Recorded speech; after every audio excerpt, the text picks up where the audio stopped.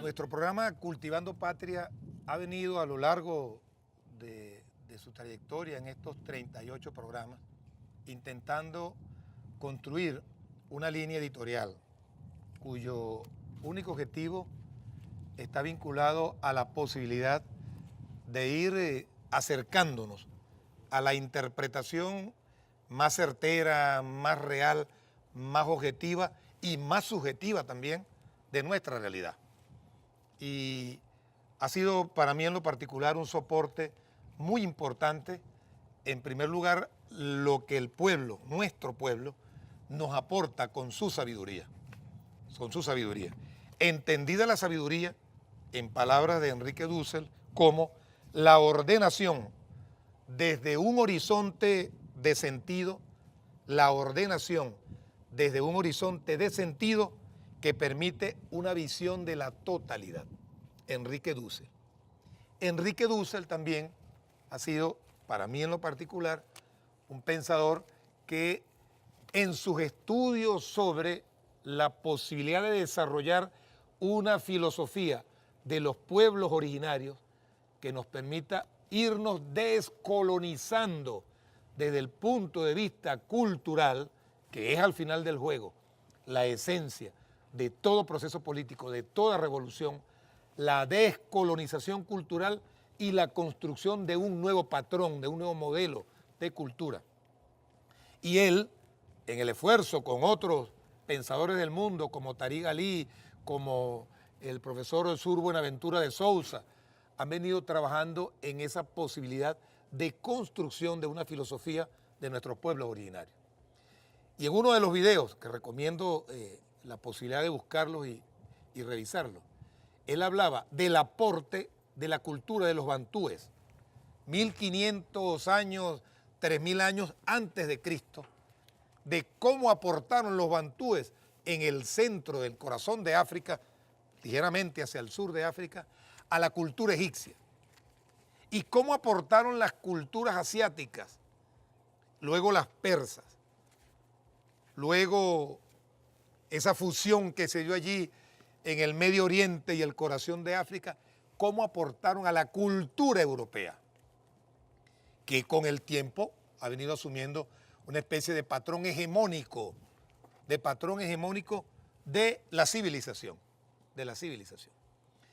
Y en ese debate que el profesor Dussel propone, hace algunas consideraciones de procurar definir categorías como la verdad, por ejemplo, como el mundo, como los mitos. El mito Chávez, por ejemplo, el mito Chávez. Y dice Enrique Dussel, en torno a los mitos, que el mito es un relato racional, donde priva la razón en base a símbolos. Y es, dice Dussel también, es el último horizonte de comprensión de la realidad. O sea que la comprensión de la realidad, al final del juego, tiene un componente mítico. Y ese componente mítico deriva de los símbolos. ¿Y qué son los símbolos? Señala también Dussel.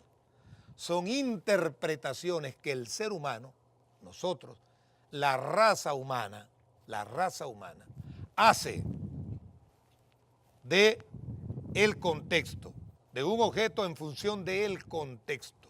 ¿Para qué? Para darle sentido. ¿Y qué es el sentido? Señala Dussel.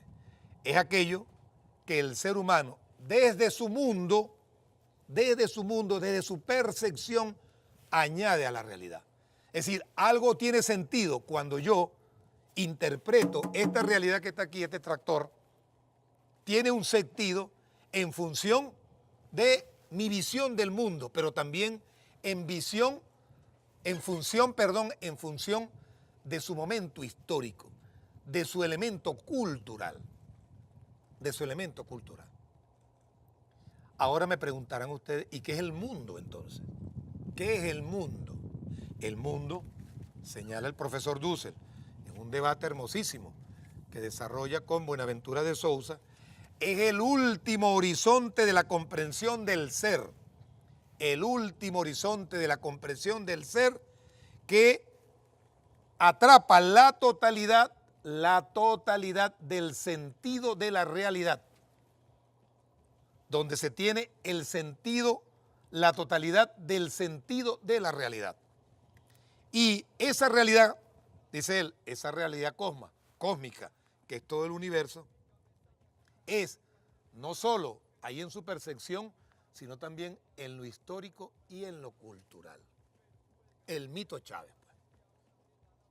El mito Chávez, que es para nosotros, por ejemplo, esa energía, esa fuerza, ese pensamiento, ese planteamiento en lo inmaterial, en lo intangible, esa idea que nos guía, como también es en lo concreto estos hierros, estos espacios que él rescató, que les definió un esquema de gestión y que los puso al servicio del pueblo porque vio en su concepto de pueblo, en el mito de pueblo, en el espacio de la humanidad donde se genera el poder soberano, que es en el pueblo, mira, vio la posibilidad de que ese pueblo, con su visión, con sus mitos, con la valoración de sus símbolos, le diera concreción a la vida, construyera su felicidad.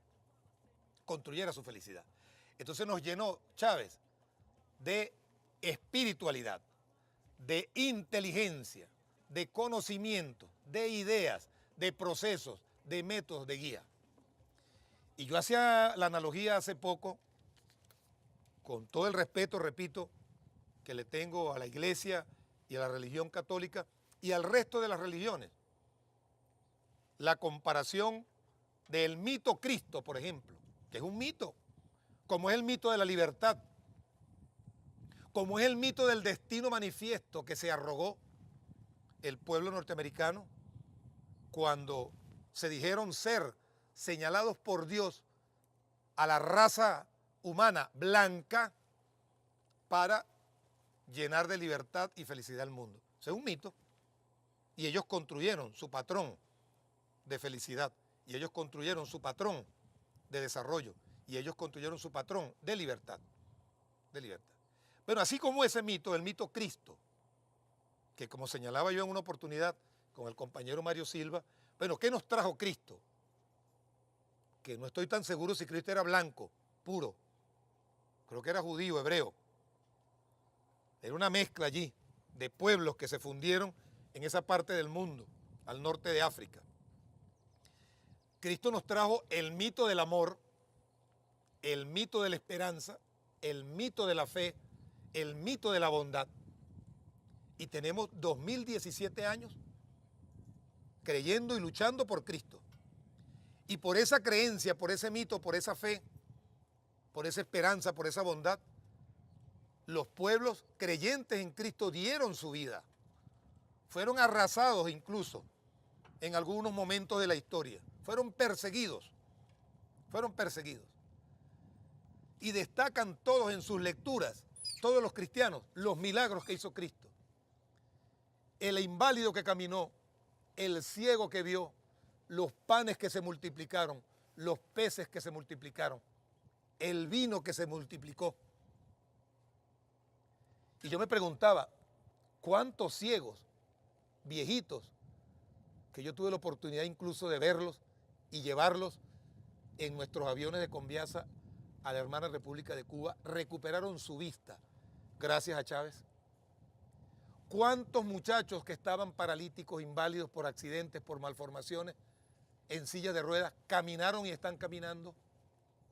¿Cuántos panes multiplicó Chávez cuando creó aquel sistema de distribución a través de Mercal, a través de Pedeval, y como está haciendo ahora el compañero Nicolás Maduro, a través del Poder Popular Organizado, que él lo denominó CLAP, Comités Locales de Abastecimiento y Producción?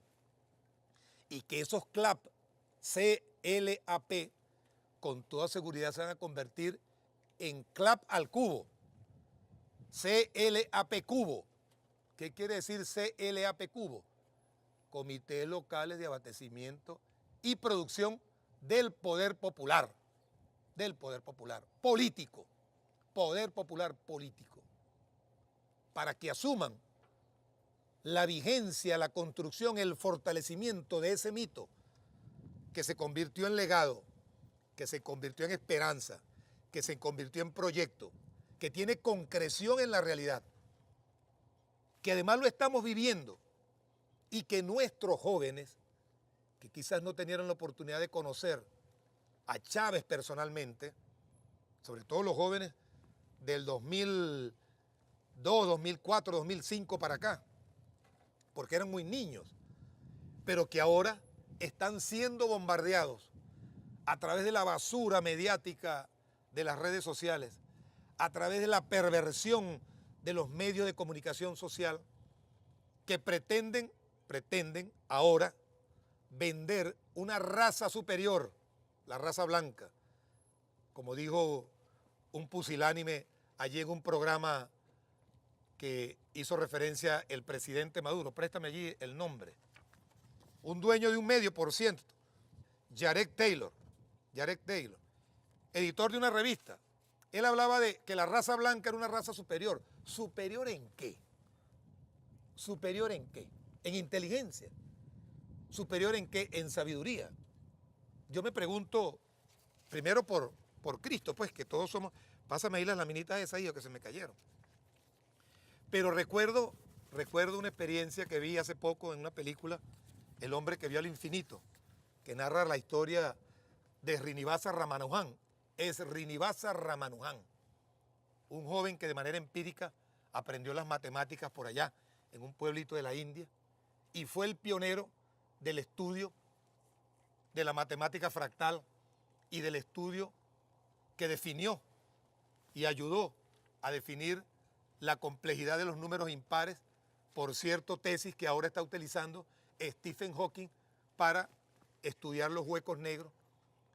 Yo no vi ningún rasgo de blanco puro allí en Ramanujan, como tampoco en Mohandas Karamanchar Gandhi, mejor conocido como Mahatma Gandhi, como Gandhiji, que así le decían también sus seguidores. Indio,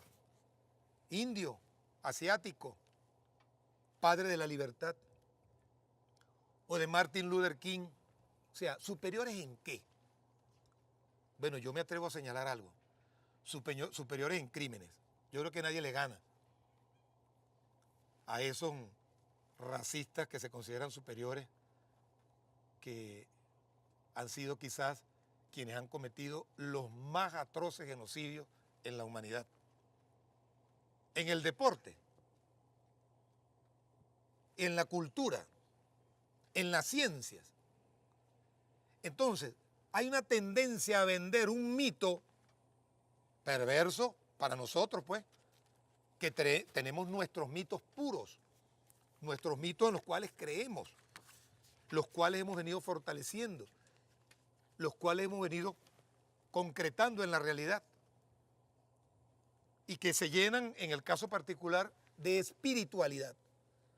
Una espiritualidad cargada de eso, pues, de bondad, de solidaridad, de trabajo, de lealtad, de amor al prójimo, porque hay una profunda raíz cristiana y atrapamos eso de la religión cristiana que llegó y se posesionó en nosotros. Y cuando digo cristiana no digo solamente católica, digo cristiana evangélica también, que es un movimiento cristiano que Chávez también ayudó a levantar, lo visibilizó. Y las distintas corrientes evangélicas cristianas han venido apoyando. Las distintas corrientes religiosas del pueblo humilde, de los pueblos de América, del continente suramericano, centroamericano, latinoamericano y caribeño, vieron en ese personaje que lo tocaron, lo palparon, como palparon los cristianos que vieron a Cristo y estuvieron con él caminando.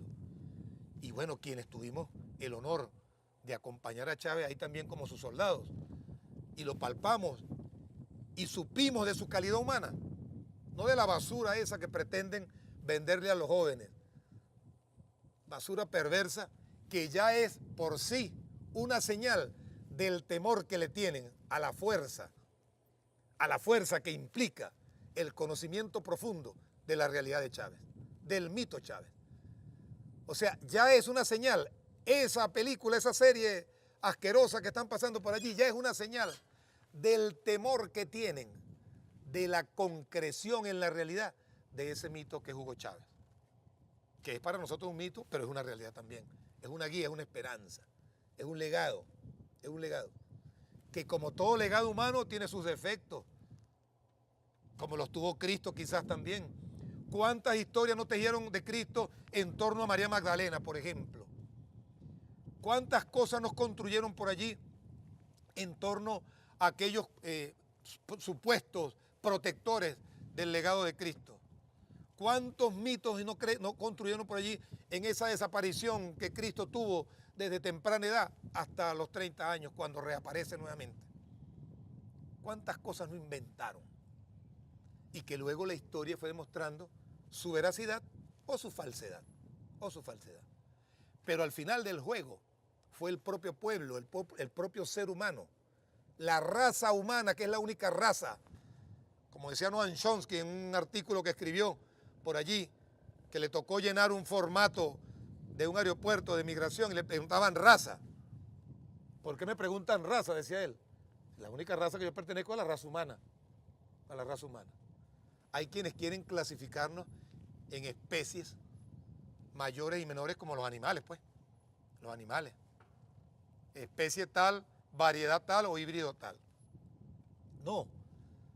En el caso particular nuestro, los aportes que se han hecho, el sentido, es decir, la interpretación que el pueblo, en el caso particular nuestro, venezolano, le ha dado a Chávez ser humano, a Chávez símbolo, a Chávez mito, a Chávez realidad, es lo que nos ha permitido ir avanzando e ir haciendo concreción en eso que decía Víctor Andrade hace poco, de que esos sueños que para ellos eran imposibles, ahora son una realidad.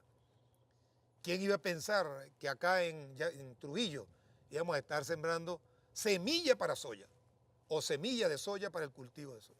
¿Quién iba a pensar eso? ¿Quién iba a pensar que unos campesinos como Víctor y como sus compañeros iban a andar en unos equipos como esa máquina que está allí o en unos tractores como estos? Era imposible. Yo que tuve la oportunidad de estar en estos pueblos en el año 76, por allá por San José de Tostós, vi cómo todavía incluso lo hacen, con yunta de bueyes, con escardilla y peinilla. Era que nuestros campesinos atendían el campo. Ahora tienen mecanización. ¿Que hay defectos? Todos tenemos defectos, porque si no, fuéramos perfectos, y los perfectos no existen. No existe lo perfecto porque no tiene defecto. Y somos humanos. Entonces, esa humanidad, ese legado, ese amor que inspira el recuerdo permanente, la vivencia permanente del compañero Chávez, no podemos permitir que nos la arrebaten, y mucho menos con esa basura que pretenden imponer de manera ahí solapada en jóvenes que creen que no tienen sabiduría, pero que esos jóvenes van al final del juego, cuando empiecen a descubrir todo lo que Chávez sembró, todo lo que Chávez nos enseñó y todo lo que dejó planteado para ellos, van a hacer de ese mito, de ese símbolo, una realidad concreta, cultivando patria.